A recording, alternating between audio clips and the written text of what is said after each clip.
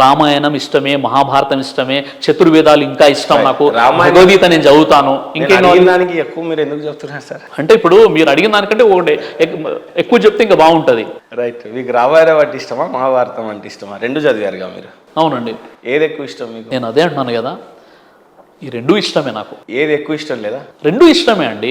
రెండు ఇష్టమే కాబట్టి రెండింటి గురించి చెప్పండి. మహాభారతం ఎందుకు ఇష్టమో చెప్పండి, రామాయణం ఎందుకు ఇష్టమో చెప్పండి. సార్, రామాయణంలో వాస్తవంగా రెండు ఇష్టం లేదు అని అంటారు అనుకున్నా మిమ్మల్ని, కానీ మీకు రెండు ఇష్టం అన్నారు కాబట్టి నాకు మీరు బాగా ఇష్టం అయిపోయారు. ఇంకా ఎందుకు ఇష్టం? మీకు ఇష్టం ఉండకూడదు అనేది నా ఉద్దేశం.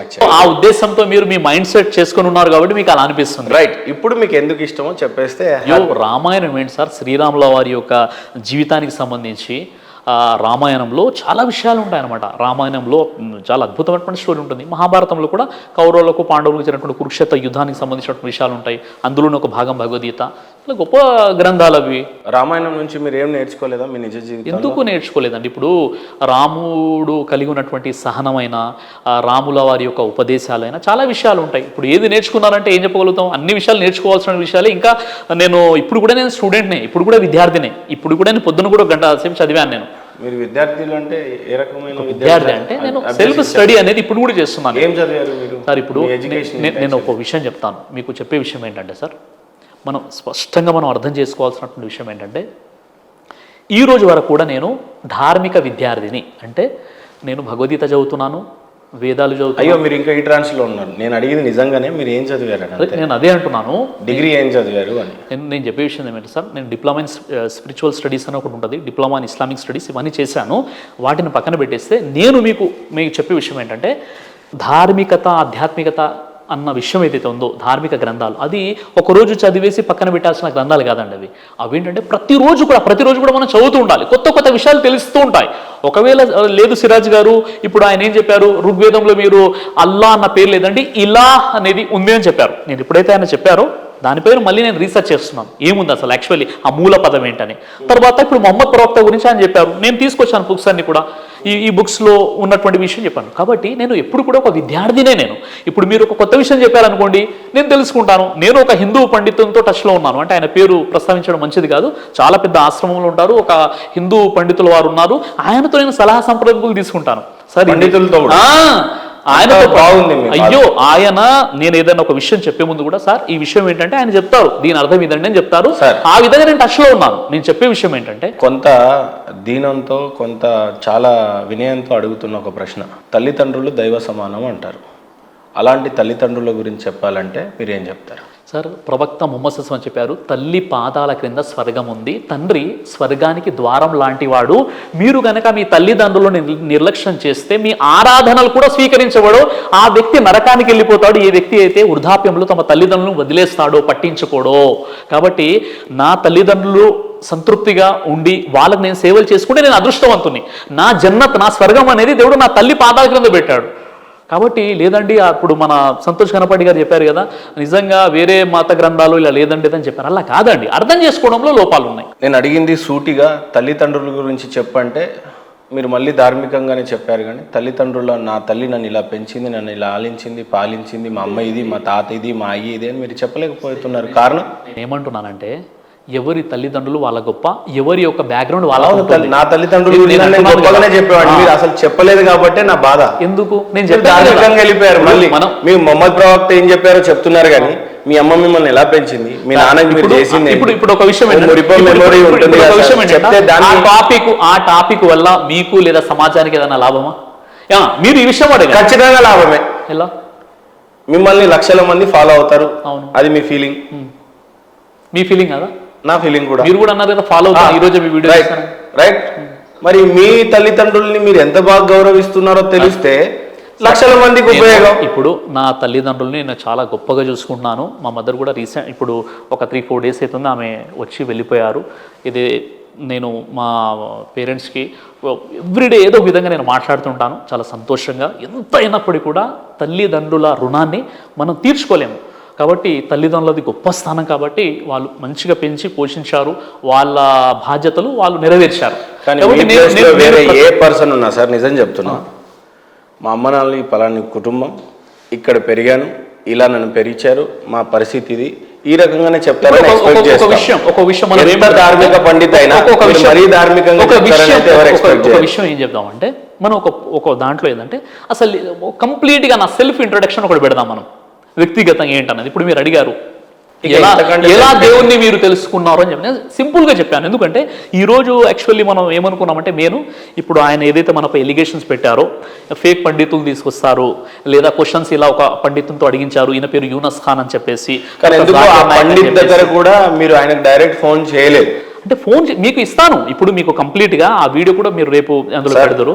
ఏదో అనుకున్నాను కానీ పండితుడికి అయితే మీరు ఫోన్ చేయలేదు సార్. ఇప్పుడు 2014లో జరిగిన డిబేట్ అది. అంటే ఇప్పుడు పట్టుమని నేను ఫోన్ చేయలేను కదండి, ఏదో ఒకటి ఏంటన్నది. కాబట్టి విషయం ఏంటంటే మీకు నేను చివరిగా చెప్పాలనుకున్నటువంటి విషయం ఏంటంటే బ్రదర్, ఈరోజు మన భారతదేశానికి కావాల్సింది ఏంటంటే హిందూ ముస్లింల ఐక్యత, మత సామరస్యం, సోదర భావం, మనల్ని పుట్టించిన దేవుణ్ణి మనం ఆరాధించాలి. నెక్స్ట్ ప్రశ్న కూడా అదే. ఇప్పుడు చాలా టైం అయిపోయింది. ఇప్పుడు లాస్ట్ ఒక విషయం, అసలు ప్రశ్నను మీరు వదిలేయద్దు సార్. నేను ఒక విషయం, మీరు కోరుకున్నది భారతదేశం యొక్క ఐక్యత, అంతకంటే గొప్ప పనులు మనకి ఏం లేవని నా భావన. ఏం చేస్తే మనం అంతా ఐక్యత ఉంటాము అనేది మీ ఉద్దేశం చెప్పండి సార్. మనమంతా కూడా ఒకే తల్లిదండ్రుల పిల్లలము, ఆదాం హవ్వ సంతానం అన్నప్పుడు మనలో సోదరభావం పెరుగుతుంది. అలాగే మనందరినీ పుట్టించినటువంటి దేవుడు కూడా ఒక్కడైనప్పుడు ఇంకా మనం దగ్గర అయిపోతాం. ఏ విధంగానైతే మనం ఖురాన్ని, ఒక ముస్లింగా ఖురాన్ని అతడు చాలా భక్తిగా చదువుతున్నాడో, అలాగే వాళ్ళ గ్రంథాలు కూడా వాళ్ళకంతే భక్తిగా ఉన్నాయి. వాళ్ళ గ్రంథాలు కూడా వాళ్ళకి అదే సోర్స్ అన్న విషయాన్ని ఎప్పుడైతే తెలుసుకుంటారో, అన్ని గ్రంథాలను మనం గౌరవించాలి. అదేవిధంగా అన్ని పద్ధతులను కూడా మనం గౌరవించాలి. మనం అంతా కూడా ఇప్పుడు ఒక ముస్లింగా ఉండి అతడు కంపేరిటివ్ స్టడీ వేదాన్ని కూడా చదవాలి, భగవద్గీత చదవాలి. అదే ఒక హిందూ సోదరుడు ఖురాన్ కూడా చదవాలి, ఒక క్రైస్తవుడు ఖురాన్ చదవాలి, ఒక బైబిల్ కూడా చదవాలి. ఈ విధంగా అన్ని గ్రంథాలు చదువుతున్నప్పుడు తులనాత్మక అధ్యాయం ద్వారా ఏమవుతుందంటే మనలో ఉన్నటువంటి ఏదైతే గ్యాప్ ఉందో, ఏదైతే వ్యత్యాసం ఉందో, తేడా ఉందో అది దూరం అయిపోతుంది అనమాట. ఇప్పుడు ఏంటంటే సార్, ఇప్పుడు నేను ఒక ముస్లింగా నేను భగవద్గీత చదువుతున్నాను అనుకోండి, నాకు చాలా విషయాలు తెలుస్తున్నాయి. నేను ఏమంటున్నానంటే అదే విధంగా ఒక ముస్లిం కూడా భగవద్గీత చదవాలి, ఒక హిందూ కూడా ఖురాన్ చదవాలి. ఎప్పుడైతే మనం గ్రంథాలని వదిలేసి మీ గ్రంథం వేరు, మా గ్రంథం వేరు, మీది గొప్ప, నాది గొప్ప, తర్వాత మీది తక్కువ, మాది ఎక్కువ అన్న ఫీలింగ్స్ ఎప్పుడైతే వచ్చేసాయో అప్పుడు మనం దూరం అయిపోయాం. ఈ దూరాన్ని తగ్గించడానికి మేము చేసే విషయం ఏంటంటే, ఒక ముస్లింగా మీరు భగవద్గీత కూడా చదవండి, ఒక హిందూగా మీరు ఖురాన్ కూడా చదవండి. ఎప్పుడైతే చదువుతామో మనలో ఉన్నటువంటి భేదాలు దూరం అయిపోతాయి, ఐక్యమత్యంగా మనం ఉంటాము. అంటే ఇందాక మీరు ఒక అపోహాన్ని చాలా బాగా దూరం చేశారు. ఖురాన్ లో ఏం చెప్తుంది అని అంటే, పరమతం వాడితో ఫ్రెండ్షిప్ కూడా చేయొద్దు, మతం అంటే ముస్లింగా ఉన్న వ్యక్తి ఒకవేళ వేరే మతంలోకి వెళ్ళిపోతే తల కూడా తీసేయాలని ఉంది.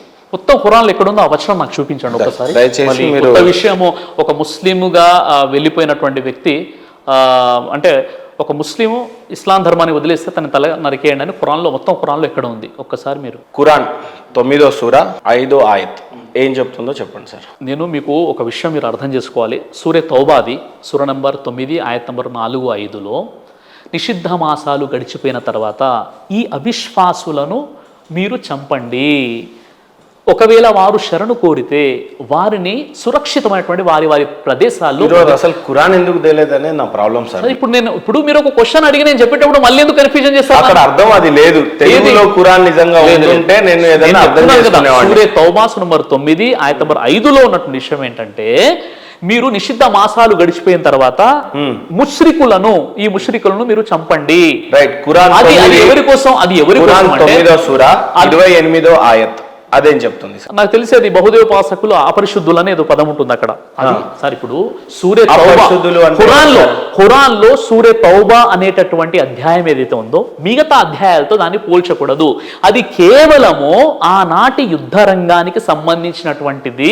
అది ఇక్కడ ముష్రికీన్ అనేటటువంటి పదం ఏదైతే ఉందో అక్కడ అల్ ముష్రికీన్ అన్న అంటే పర్టికులర్లీ అంటే అర్థం ఏంటి సార్? ఫస్ట్ ముష్రిక్ అంటే బహుదేవోపాసకులు. రైట్. అంటే హిందూ కాదు అది కాదు సార్. అక్కడ ఖురాన్ అవతరించేటప్పుడు అక్కడ హిందువులు లేరు, అక్కడ రాముడు, కృష్ణుడు, సాయిబాబా అన్న కాన్సెప్ట్ కూడా లేదు.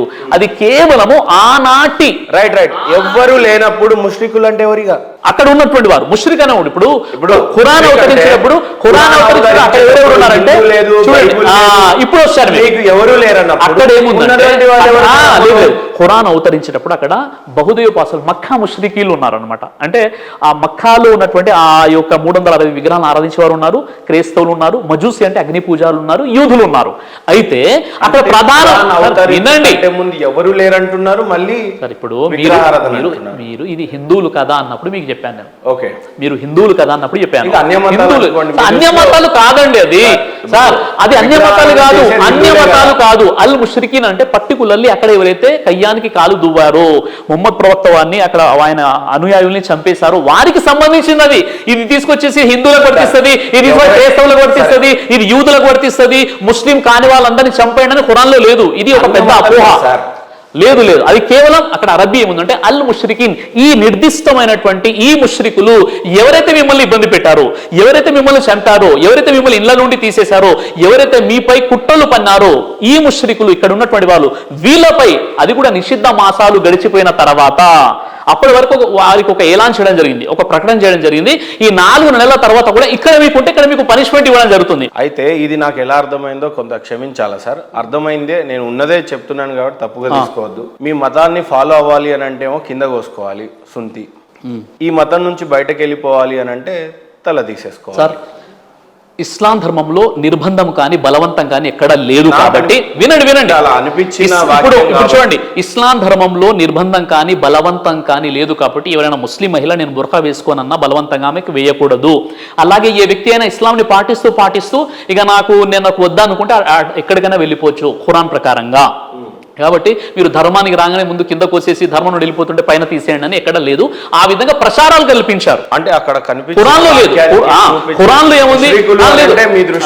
అదే అని మీరు అన్నారు. లేదు. అల్ ముష్రికీన్ అనే అరబీ పదానికి అర్థం ఏంటంటే నిర్దిష్టమైనటువంటి, ఇక్కడ ఎవరైతే మిమ్మల్ని చంపారో, గతంలో ఎవరైతే మిమ్మల్ని కుట్రలు పన్నారో, మిమ్మల్ని ఈ ప్రదేశం నుండి తీసేశారో, మిమ్మల్ని ఇలా హింస చేశారో వాళ్ళను మాటు వేసి అక్కడ ఈ టైం తర్వాత, ఈ 4 నెలల తర్వాత ఒకవేళ వాళ్ళు అక్కడే ఉన్నట్లయితే అప్పుడు మీరు ప్రతీకారం తీసుకోండి. అసలు లేదు, అయితే తీసేశారా? వాళ్ళు వెళ్ళిపోయారు. అక్కడ ఒక్క మారణహోమం కూడా జరగలేదు.